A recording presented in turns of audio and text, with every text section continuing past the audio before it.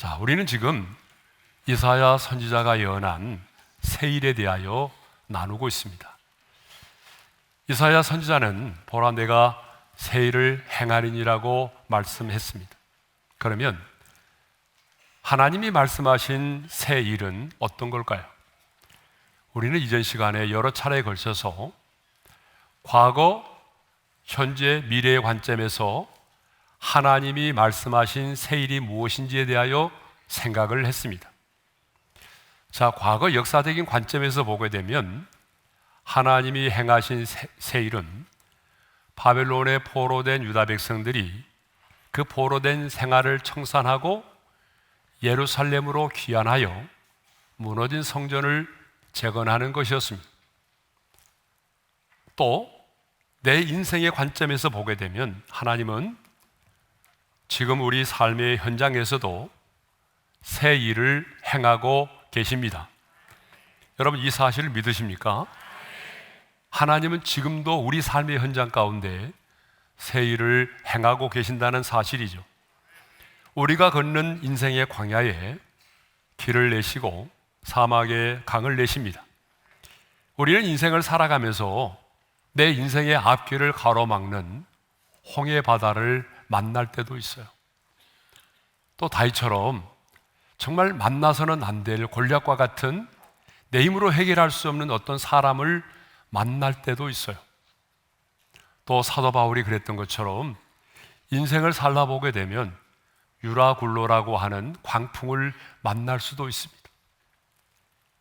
참 인생을 살다 보게 되면 이해할 수 없는 문제들을 만날 때가 참 많이 있어요. 여러분 그렇죠? 이해할 수 없는 문제를 참 많이 만나게 됩니다.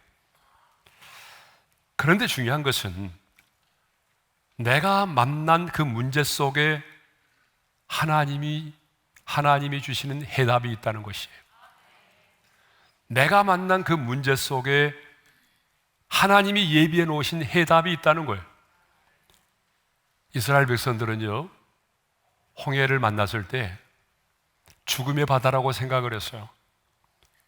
이 홍해 바다만 없으면 우리가 살 수 있을 텐데 이 홍해 바다 때문에 여지없이 우리는 이제 죽을 수밖에 없구나라고 생각을 했잖아요.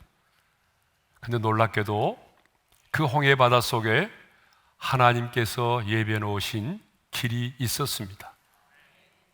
이처럼 문제 속에 하나님이 준비하신 해답이 있습니다. 그러므로 내 인생의 문제가 이해가 되지 않을지라도 끝까지 하나님을 신뢰함으로 순종하여 나아가면 우리는 하나님이 행하시는 새 일을 우리의 인생 가운데서 경험하게 될 것입니다. 역전의 은혜를 보게 될 것입니다. 자, 구속사적인 관점에서 보게 되면 하나님이 행하신 새 일은요, 예수님께서 재림하심으로 말미암아 모든 피조 세계가 온전히 회복되는 것을 말하죠. 성경은 그것을 뭐라고 말하냐면 새 하늘과 새 땅이 임하는 것으로 말하죠. 자, 새 하늘과 새 땅이 임하게 되면 모든 부정과 죄성과 모순이 사라지고 온전한 하나님의 나라가 우리 가운데 임하게 되는 것입니다. 그리고 하나님이 지으신 새 하늘과 새 땅에는요, 하나님의 영광으로 가득하게 될 것입니다. 그리고 의로우신 하나님께서 악한 자들에게는 당신의 의로우심을 따라 심판을 하게 될 것입니다. 그러므로 마지막 날에 예수님의 재림으로 말미암아 이루어질 그 새 일은요, 과거의 이스라엘 백성들의 출애굽의 사건이나 바벨론의 포로 귀환의 사건과는 비교될 수 없을 만큼 크고 위대한 사건입니다. 모든 피조 세계에 영향을 미치는 우주적인 사건입니다. 자, 성경을 보게 되면요, 하나님의 대리자로 세움을 받은 우리 인간의 타락으로 말미암아 인간만 타락한 것이 아니라 모든 피조물들도 함께 저주 아래 놓이게 됐어요. 그래서 그 증거가 뭐죠? 땅이 가시나무와 엉겅퀴를 내었다는 거죠. 그러니까 인간의 타락은 인간의 타락으로 끝나는 것이 아니라 하나님이 창조하신 모든 피조물들도 저주 아래 놓이게 되었어요. 그런데 예수님께서 재림하심으로 마지막 날에 새 일을 행하시면 모든 피조물들이 저주에서 해방이 돼서 원래의 모습으로 돌아오게 됩니다. 모든 피조물들이 하나님이 행하시는 새 일을 보고 그래서 하나님을 존경하게 된다는 거예요. 그게 바로 오늘 본문 20절의 말씀이죠. 우리 함께 읽겠습니다. 다 같이요. 장차 들짐승 곧 승냥이와 타조도 나를 존경할 것은 내가 광야의 물을 사막의 강들을 내어 내 백성 내가 택한 자에게 마시게 할 것임이라. 그러니까 마지막 날에 하나님께서 광야의 길을 내시고 사막의 강을 내서 내가 택한 백성들에게 마시게 할 때에 이 광야의 들짐승 곧 승냥이와 타조도 하나님을 존경하게 될 것이라고 말해요. 여러분, 광야의 들짐승 가운데서 특별히 이 승냥이와 타조를 언급하고 있어요. 왜냐하면 이 승냥이와 타조는요, 부정한 동물로서 굉장히 더티하고 외로움과 고독의 정서를 대변하고 있는 그런 짐승이에요. 그러니까 굉장히 좀 더티하기도 하고 외로움과 고독의 정서를 대변하는 이 승냥이와 타조도 여러분, 하나님이 이루실 그 새 일로 말미암아 모든 피조물들이 창조의 질서가 회복되는 모습을 보게 되면 어떻게 한다고요? 그들도 하나님을 존경하게 된다는 것입니다. 그러니까 말 못하는 짐승들도 새 하늘과 새 땅이 임하게 되면 꼬리를 살랑살랑 흔들면서 춤을 추면서 감사합니다, 감사합니다를 끊임없이 외치게 된다는 거죠. 그래서 하나님을 어떻게 해요? 존경하게 된다는 것입니다. 왜 그럴까요? 여러분, 왜 예수님이 재림하심으로 말미암아 새 하늘과 새 땅이 임하게 되면 모든 말을 하지 못하는 피조물들도 하나님을 존경하게 될까요? 그것은 모든 피조물들이 인간의 타락으로 말미암아 저주 아래 노임을 받고 있다가 이제 저주가 풀어지고 원래의 창조의 질서대로 회복이 되기 때문에 그렇습니다. 새 하늘과 새 땅에 하나님의 영광이 충만하기 때문입니다. 온전한 하나님의 나라가 임하기 때문에 모든 피조물들도 하나님을 어떻게 한다고요? 존경하게 된다는 것입니다. 네. 그러므로 모든 피조물들은 지금 이 날을 얼마나 학수고대하며 기다리고 있는지 몰라요. 그래서 사도 바울은 로마서 8장 19절에서 이렇게 말하고 있어요. 다 같이요. 피조물이 고대하는 바는 하나님의 아들들이 나타나는 것이니. 그러니까 피조물들은요, 이 날을 얼마나 학수고대하며 기다리고 있는지 모릅니다. 이렇게 하나님이 행하시는 새 일은 인간의 세계만이 아니라 모든 자연 세계에까지 영향을 미칠 정도로 상상을 초월한 사건이라고 하는 것입니다. 자, 그러면 하나님께서 이렇게 새 일을 행하신 이유와 목적이 뭘까요? 하나님께서 왜 우리의 인생 가운데 이런 놀라운 새 일을 행하실까요? 그것은 하나님을 찬송하도록 하기 위함입니다. 자, 보면 21절의 말씀을 읽겠어요. 다 같이요. 이 백성은 내가 나를 위하여 지었나니 나를 찬송하게 하려 함이니라. 왜 하나님께서 이스라엘 백성들을 애굽에서 구원하여 내셨습니까? 왜 하나님께서 바벨론에 포로된 유다 백성들을 예루살렘으로 귀환하게 하셨습니까? 왜 하나님께서 광야의 인생길을 걷는 저와 여러분의 인생 가운데 광야의 길을 내시고 사막의 강을 만드셨습니까? 그 이유는 단 한 가지입니다. 나를 찬송하게 하려 함이니라. 하나님을 찬양하도록 하기 위함이라는 것입니다. 왜 하나님이 우리를 지으셨습니까? 7절에 이렇게 말씀하고 있어요. 다 같이요. 내 이름으로 불려지는 모든 자, 곧 내가 내 영광을 위하여 창조한 자를 오게 하라. 그를 내가 지었고 그를 내가 만들었느니라. 하나님이 우리를 지으신 목적이 뭐예요? 하나님을 찬송하도록 하기 위함이라는 거죠. 왜 하나님 우리를 구원하셨습니까? 왜 하나님께서 창세전에 그리스도 안에서 우리를 선택하시고 하나님의 아들들이 되게 하시고 신령한 복을 누리게 하셨습니까? 여러분, 에베소서 1장 6절에 이렇게 말씀하고 있어요. 다 같이요. 우리에게 거저 주시는 바 그의 은혜의 영광을 찬송하게 하려는 것이라. 우리에게 거저 주시는 바 은혜의 영광을 어떻게 하려 함이라? 찬송하게 하려 함이라는 것입니다. 그러면 하나님께 영광을 돌리는 게 뭐죠? 하나님께 영광을 돌리는 것은 다양합니다. 그렇지만 오늘 본문에 보게 되면 바로 하나님을 찬송하는 것이라고 말씀하고 있어요. 우리 하나님을 최고로 영화롭게 하는 것은 바로 하나님을 찬송하는 것입니다. 그러므로 하나님의 형상대로 지음받은 우리들은, 아니 오직 그 은혜로 구원받은 저와 여러분들은 이 땅에 사는 동안에 여러분 하나님께 찬양을 드림으로 하나님을 영화롭게 하는 삶을 살아야 할 줄로 믿습니다. 우리의 존재의 목적은 찬양으로 하나님께 영광을 올려드리는 것입니다. 찬송은요, 하나님의 성품과 하나님께서 이미 우리 가운데 행하신 그 일들을 선포하고 드러내는 것이 바로 뭐예요? 그게 바로 찬양이죠. 더 나아가 하나님께서 우리 가운데 행하실 일들을 믿음으로 선포하는 것이 뭐예요? 그게 바로 찬양입니다. 그러므로 찬송은 우리의 신앙의 고백입니다.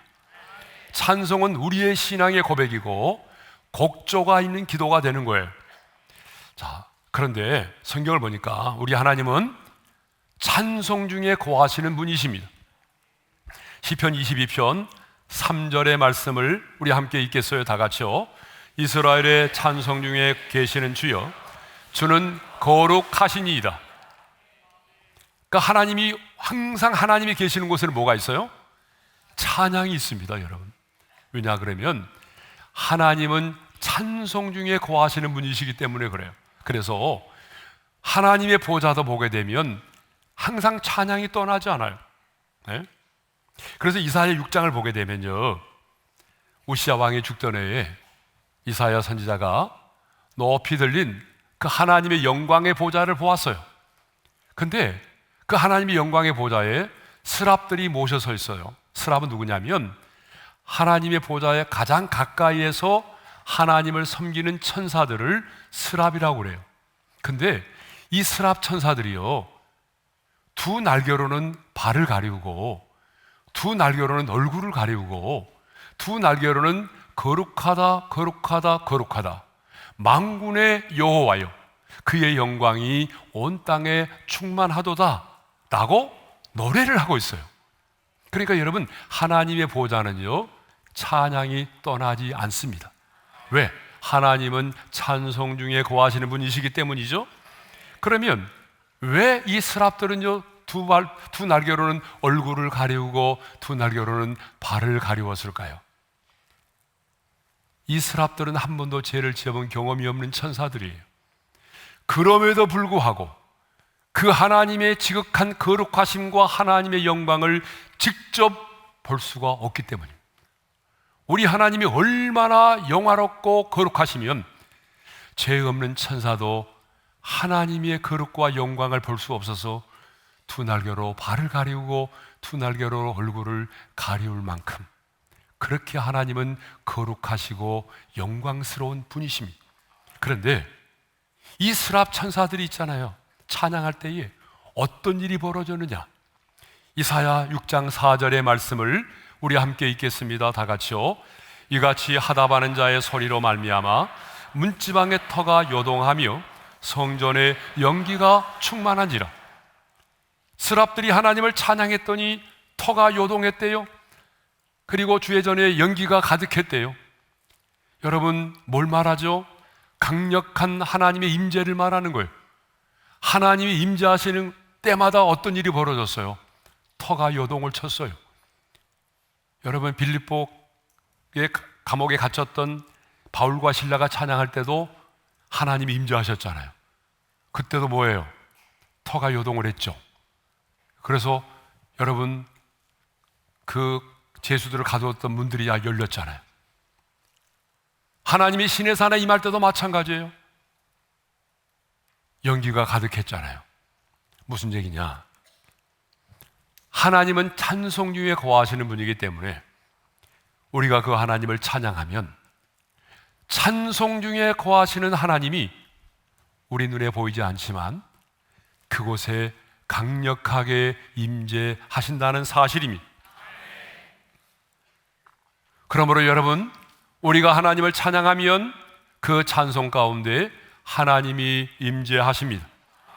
그러면 그 하나님이 임재하시면 어떤 일이 일어날까요? 하나님은 빛이기 때문에 그 빛 대신 주님이 임재하시면 어둠이 떠나가는 것입니다. 치유와 회복의 역사가 일어나는 것이죠.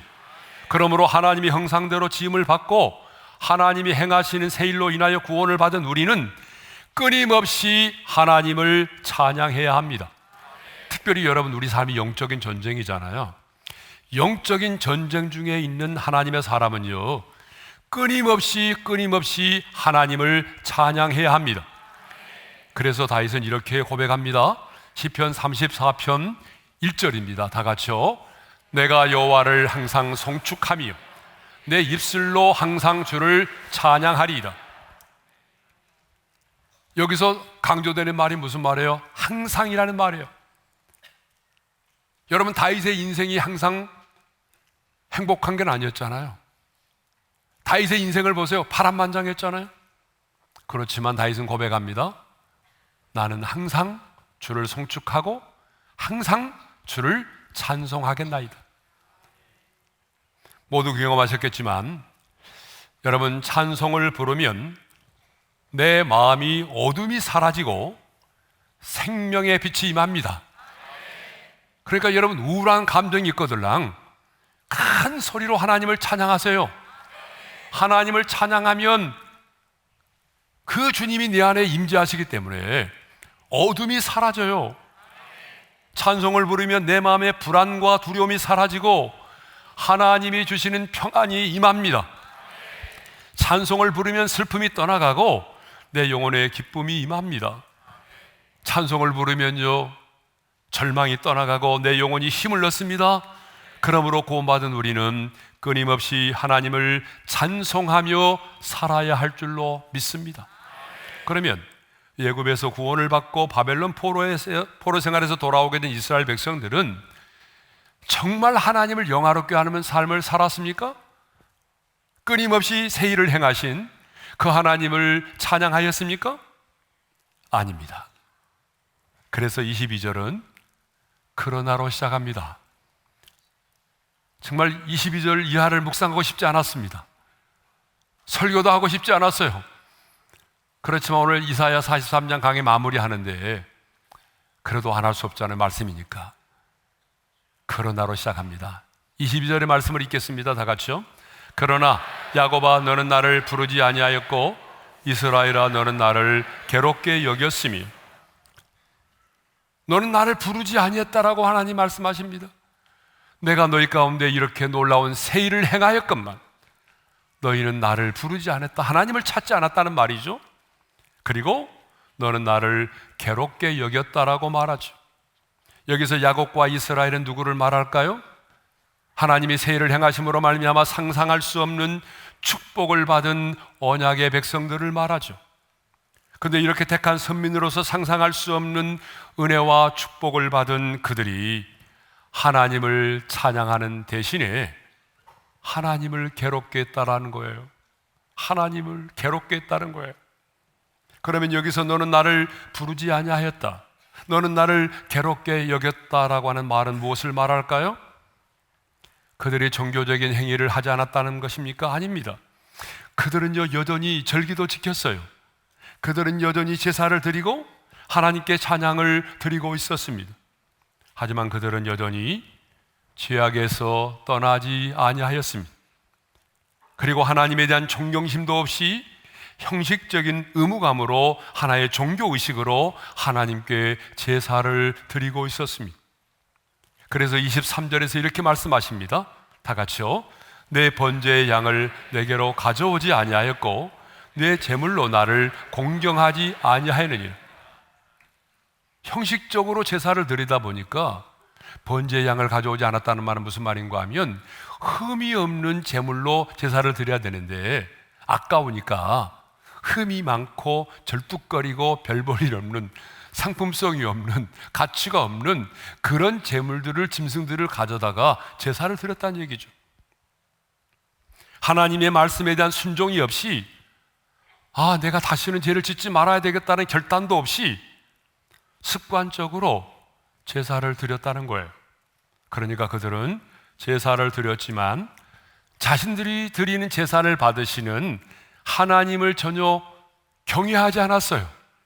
공경하지 않았습니다. 하나님을 모르는 이방인들도 하나님께서 이스라엘 백성들에게 행하신 그 놀라운 일들을 보고 정말 저들이 믿는 여호와 하나님은 살아계시구나, 그렇게 놀라고 하나님에 대해서 존경하고 있는데 정작 상상할 수 없는 은혜와 축복을 받은 이스라엘 백성들은 하나님을 찾지도 아니하고 하나님을 괴롭게 만들었다는 것입니다. 이것이 바로 이스라엘 백성들이 지은 죄악입니다. 그런데 하나님은요, 엘리 제사장의 집에 저주를 내리시면서 이렇게 말씀을 하십니다.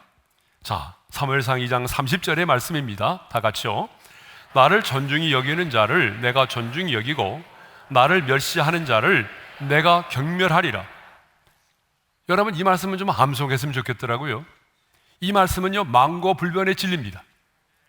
어떤 한 개인이든지 어떤 가정이든지 어떤 공동체든지 여러분 어떤 국가든지 간에 하나님을 존중히 여기면 하나님이 그 나라와 교회와 가정과 그 사람을 존중히 여기십니다.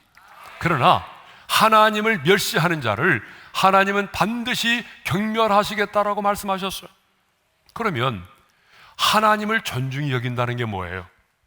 여기 존중히 여긴다는 것은 원문의 뜻을 보니까 가치 있게 여기다, 높이 평가하다, 가치를 인정해 주다는 말이에요. 그러므로 여러분, 신자인 우리에게 하나님을 존중히 여긴다는 것은 곧 예배를 의미합니다. 하나님을 존중히 여기는 게 뭐라고요? 그게 바로 예배예요. 그러니까 문맥적으로 봐도 그래요. 그러니까 참 아이러니하게도 하나님을 존중히 여기는 것이 예배지만 또 하나님을 멸시하는 것 역시 뭐예요? 그것도 예배와 관련되어 있다는 거예요. 예? 그러므로 여러분, 예배에 대한 사모함과 예배를 드리는 사람의 자세를 보게 되면 우리는 금방 알 수 있어요. 이 사람이 믿는 하나님이 어떤 분이신지를 알 수가 있어요. 얼마나 그 예배를 사모하고 있고 그 예배를 드리는 사람의 그 자세를 보게 되면 그가 믿는 하나님이 어떤 분이신지를 우리는 알 수가 있어요. 정말 하나님을 존중히 여기는 사람은요, 예배를 드릴 때 보면 알아요. 최상의 존재이신 하나님께 자신의 최선을 다하여 하나님을 예배합니다. 하지만 하나님을 존중히 여기지 않은 사람은요, 예배를 소중하게 생각하지 않습니다. 예? 부담스럽게 생각하죠. 예배를 드려도 적당하게 드립니다. 근데 여러분, 이것은 하나님만이 아니라 사람과의 관계도 마찬가지입니다. 자, 사람도 보게 되면 내가 오늘 만나는 사람이 누구냐에 따라서 그 대하는 태도와 자세가 다르죠. 완전히 다릅니다. 내가 오늘 내 인생의 가장 귀한 분을 만난다라고 생각하면 설레죠. 준비하죠. 예? 그런데 시시한 사람을 만날 때의 태도는요, 달라요. 이 또는 또 다르죠. 아무렇게나 입고 나갑니다. 그냥 만나주는 정도로 끝납니다. 그러므로 하나님의 사람인 우리는요, 이 세상을 살아가면서 나를 만나는 사람들을 좀 존중히 여길 줄 알아야 돼요. 그러니까 하나님과의 관계만이 아니라 사람과의 관계도요, 상대방이 나를 존중히 여기면 나도 그를 존중히 여길 수밖에 없어요. 그런데 가끔 보게 되면 나보다 배우지 못했다고 해서 또 굳은 일을 하는 사람이라고 해서 갑질을 하거나 업신여기는 사람이 있어요. 절대로 하나님의 사람은 그래서는 안 됩니다. 특별히 여러분의 아파트의 경비를 맡고 계시는 분이나 집안일을 해주시는 분들이 있다면 하나님의 사람인 우리는 그분들을 존중히 여길 줄 알아야 됩니다. 왜냐하면 하나님의 형상대로 지음받은 분이시기 때문이죠. 예? 그러니까 다른 사람은 몰라도 그분들에게는 꼭 이번 추석 명절에 조그마한 선물이라도 꼭 하시기를 바랍니다. 아멘 소리가 확 줄었어요, 갑자기. 그런 분들 때문에 다시 하겠습니다. 여러분, 이번 명절에 여러분 주변에 힘들어 하시는 분들, 예? 그런 분들에게 꼭 조그마한 선물이라도 꼭 할 수 있기를 바랍니다. 예? 그것이 바로 뭐예요? 사람을 존중히 여기는 거예요. 예? 존중히 여기는 겁니다. 예? 지난 금요일에 우리 주경훈 목사님께서 은혜로운 설교를 해주셨어요. 근데 그때 이 사진을 보여주셨거든요. 저도 신문에서 이 사진을 보았어요. 정말 감동을 많이 받았습니다. 여러분, 나산시의 한 거리에서 한 여성이 수레를 밀고 가는 80대의 등이 굽은 할아버지와 우산을 나누는 모습입니다. 이 여성은요, 거의 자기 자신은 비를 대부분 맞고 있잖아요. 1km 정도의 거리를 함께 걸어갔어요. 그리고 잠시만 기다리라고 하더니 ATM 기계에서 현금 3만 원을 뽑아서 이 할아버지에게 드렸다는 거예요. 선행이 알려지면서 인터뷰 요청이 쇄도했어요. 근데 인터뷰를 정중히 거절하면서 이렇게 말했다는 거예요. 기독교 신앙이 있어서 해야 될 걸 당연히 했다. 크리스찬이잖아요. 크리스찬으로서 내가 당연히 해야 될 것을 한 건데 왜 인터뷰를 해야 되느냐는 거죠. 여러분, 바로 이런 모습이 내가 누군가를 존중히 여기는 모습인 것입니다. 저는 우리 오륜의 성도들이 하나님을 존중히 여길 뿐만 아니라 내가 그 하나님을 존중히 여기기 때문에 내 주변에 있는 하나님의 형상대로 지음받은 사람들을 존중히 여길 수 있기를 바랍니다. 하나님은 분명히 말씀하십니다. 나를 존중히 여기는 자를 내가 존중히 여기리라. 이 말은 무슨 말입니까? 하나님을 존중히 여기는 자를 하나님은 그냥 내버려 두지 않으신다는 거예요. 예? 여러분, 다윗을 보십시오. 다윗이 얼마나 최선을 다하여 하나님을 예배하였습니까? 정말 다윗은요, 하나님을 존중히 여겼던 사람이에요. 자기가 왕이었지만 최고의 존재 가치를 두었던 분이잖아요. 그래서 그는요, 왕으로서의 채통과 체면을 다 버리고 자기 옷이 벗어진 줄도 모르고 하나님의 임재를 상징하는 언약궤 앞에서 덩실덩실 춤을 추면서 하나님을 예배했단 말입니다. 아들 압살롬의 반란으로 인해서 피난을 가 있을 때는요, 기도 제목이 너무나 많지만 딱 한 가지 기도했어요. 그게 뭐예요? 하나님의 전에 나가서 하나님을 예배할 수 있게 해주세요. 그가 구했던 것은 하나님의 전에 나가서 하나님을 예배하는 일이었어요. 하나님은 이런 다윗을 그냥 내버려 두지 않으셨습니다. 모든 전쟁에서 승리케 하셨고 그의 인생의 지경을 넓혀주셨고 잃어버린 왕권도 되찾게 해주셨습니다. 칭찬과 명예를 얻게 하셨습니다. 하나님은 지금도 당신을 존중히 여기는 자를 존중히 여기십니다. 반면에 하나님 당신을 멸시하는 자들을 경멸하십니다. 사무엘상 2장 30절 하반절의 말씀을 읽겠습니다. 다 같이요. 나를 멸시하는 자를 내가 경멸하리라. 여기서 멸시하다는 말은 무슨 말이겠어요? 천하게 취급하다는 말이에요. 그러니까 존중히 여긴다는 말의 반대말이 뭐로 멸시하고 경멸한다는 뜻이겠죠. 우리가 왜 하나님을 멸시하지 말아야 됩니까? 그것은 하나님이 당신을 멸시하는 자들을 하나님이 경멸하시기 때문입니다. 여러분, 엘리 제사장의 집이 왜 저주를 받았습니까? 엘리 제사장의 두 아들이 하나님께 드리는 제사를 멸시하였기 때문이죠. 사무엘상 2장 17절의 말씀을 읽겠습니다. 다 같이요. 이 소년들의 죄가 여호와 앞에 심히 크면 그들의 여호와의 제사를 멸시함이었더라. 엘리 제사장의 두 아들은 제사장의 아들이기 때문에 제사를 드리고 난 이후에 얼마든지 고기를 자동으로 먹을 수가 있어요. 그럼에도 불구하고 그들은 그것을 참지 못해서 기름을 태우기도 전에, 제사를 드리기도 전에 서한을 보내서 제물을 먼저 취하여 먹었단 말입니다. 이것이 하나님 앞에 여호와의 제사를 멸시한 죄가 된 것입니다. 그러면 어떻게 이렇게 여호와의 제사를 멸시하였던 엘리 제사장의 가정에 어떤 일이 벌어졌을까요? 하나님 말씀하셨잖아요. 나를 멸시하는 자를 내가 경멸하리라. 어떤 일이 벌어졌어요? 엘리 가정에? 첫째로 단명입니다. 성경에 분명히 기록되어 있어요. 단명함으로 그 가정에 노인이 하나도 없게 될 거라는 거예요. 두 번째로 언약궤를 빼앗겼어요. 세 번째로 그날 한날 한시에 두 아들이 죽었어요. 네 번째로 그 소식을 들은 엘리 제사장이 뒤로 넘어져 목이 부러져 죽었어요. 더 충격적인 건 뭐예요? 이가봇입니다. 이가봇이 뭐예요? 하나님의 영광이 떠났다는 말이에요.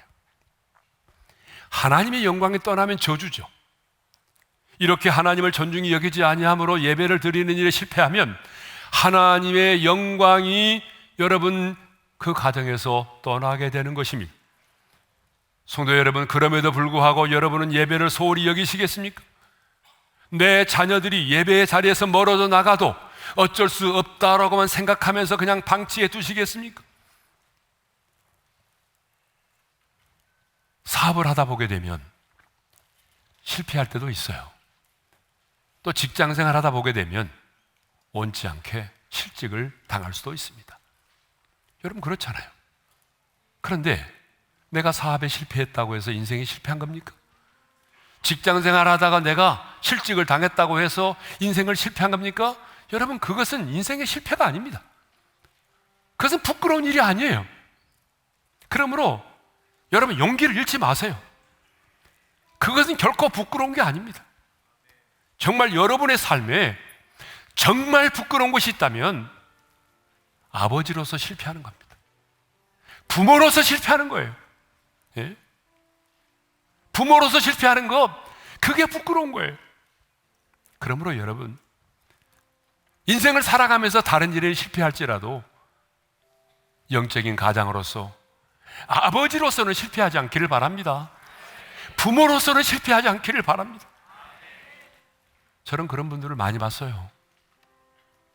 좋은 아버지 만나서요, 재정에 어려움 없이 유학도 갔다 오고 생활하는데 참 어려움이 없는데, 그런데 이렇게 말하는 자식들이 있어요. 저는 우리 아버지 존경하지 않습니다. 여러분이 자녀들에게 아무리 많은 것을 주었어도 여러분의 자녀가 여러분을 존경하지 않는다면 여러분은 부모로서 실패한 거 아닙니까? 모든 일에 성공한다 할지라도 아버지로서 실패한다면 그것은 진정한 실패가 되는 것입니다. 왜 하나님이 새 일을 행하셨습니까? 우리 하나님을 찬송하도록 하기 위함입니다. 우리 하나님은 하나님 당신을 존중히 여기는 자를 존중히 여기시고 하나님 당신을 멸시하는 자를 경멸하십니다. 주신 말씀을 마음에 새기면서 곧바로 기도의 자리로 나아가겠습니다. 사랑하는 성도 여러분, 오늘 저와 여러분이 이 자리에 있다는 것은 하나님께서 저와 여러분의 인생 가운데 새 일을 행하셨기 때문입니다. 상상할 수 없는 은혜를 베풀어 주셨기에 오늘 저와 여러분이 이 자리에 있다는 사실입니다. 왜 하나님께서 여러분의 인생 가운데 이런 새 일을 행하셨습니까? 그 이유는 바로 하나님을 찬송하도록 하기 위함입니다. 그러므로 여러분 끊임없이 하나님을 찬송하십시오. 인생의 밤을 만나도 하나님을 찬양하십시오.